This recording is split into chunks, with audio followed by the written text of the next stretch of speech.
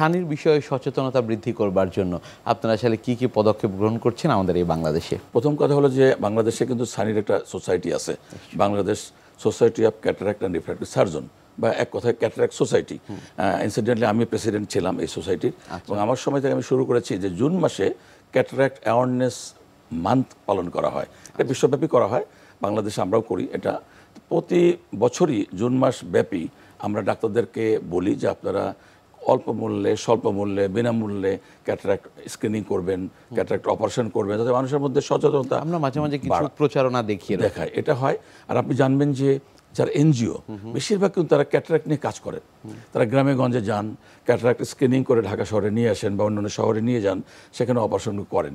এভাবে কিন্তু অনেক সচেতনতা বাড়ছে এবং ক্যাটারাক্ট সার্জারিটা অনেক বাড়ছে আগের থেকে, এভাবে করা হয়। ছানির চিকিৎসা পদ্ধতি কি কি রয়েছে? আমি যদি বলি, বর্তমান জামানায় বাংলাদেশে গোল্ড স্ট্যান্ডার্ড হলো ফ্যাকো এমালসিফিকেশন বা সংক্ষেপে ফ্যাকো সার্জারি। কিন্তু আমাদের দেশে আমরাও একসময় 20 বছর আগে আমরা একসময় করেছি, সেটা হলো ইসিসি। চোখের পাশে যে লেন্সের কথা বলছিলাম, চোখটা থেকে বড় একটা বিষয়, তাই না? চোখের পাশে 9 মিলিমিটার কেটে আমরা লেন্সটা বের করতাম, পরে আরেকটা লেন্স বসে সেলাই করে দিতাম। এটা আগে এক সময়, এখন করা হয় না। এখন যেটা করা হয় ফ্যাকো সার্জারি। এটা কি? এটা হলো চোখের পাশে একটা 2 মিলিমিটার একটা নিডল দিয়ে আমরা প্রিক করে সিদ্ধ করি। করার পরে একটা আল্ট্রাসনিক নিডল, ফ্যাকো নিডল, এরপরে আমরা চোখের ভেতরে প্রবেশ করে ফ্যাকো মেশিনের সাহায্যে এই লেন্সটাকে ভাগ করি, 2 ভাগ, 4 ভাগ, 8 ভাগ, 16 ভাগ করি, ছোট ছোট টুকরো টুকরো করি, পরে এটা এমালসিফাই করে গলিয়ে নিয়ে আসি। আচ্ছা, ওই 2 মিলিমিটার মতো দিয়ে। এরপরে কি করি আমরা, যেহেতু ফ্যাকো করছি, আমরা কোনো কাটাকাটি করছি না, সেজন্য ওই 2 মিলিমিটারের মধ্যে আমরা একটা ফোল্ডেবল লেন্স, ফ্লেক্সিবল লেন্স, ওই লেন্সটা ফোল্ড করে, মেশিন ফোল্ড করে আমরা ওই 2 মিনিটের মধ্যে চোখের মধ্যে ইমপ্ল্যান্ট করে দিচ্ছি।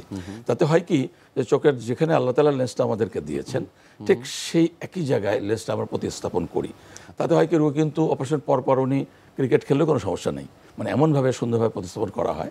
তো এই যে মেথডটা বলা হয় ফ্যাকো সার্জারি, এটা সবচেয়ে বেশি ভালো। বাট আমি যদি প্রশ্ন করেন যে আর কি সার্জারি, অবশ্যই সার্জারি আরও আছে। যেমন ধরুন SICS, স্মল ইনসিশন ক্যাটারাক্ট, এটাও কিন্তু কমন বাংলাদেশে। গ্রামে গঞ্জে যে ক্যাটারাক্ট ক্যাম্পগুলো হচ্ছে, সেখানে বেশিরভাগ কিন্তু SICS হয়। এটা কি করা হয়, চোখের পাশে 9 মিলিমিটার, এখানে 6 মিলিমিটার টানেল করা হয়। টানেল করে ওই নিউক্লিয়াসটাকে বা চোখের সাইনটাকে বের করা হয়, পরে ওয়াশ করে অনেক একটা হার্ড লেন্স, লেন্স বিষয়ে হয়তো পরে কথা বলবো, একটা হার্ড লেন্স আমরা চোখের মধ্যে ইমপ্ল্যান্ট করে দিই। এতেও কিন্তু রোগীরা ভালো দেখে। এখানে সুবিধা হলো এই যে খরচ খুবই কম, কারণ এখানে কোনো ফ্যাকো মেশিন লাগছে না, কোনো বড় কোনো ইনস্ট্রুমেন্ট লাগছে না।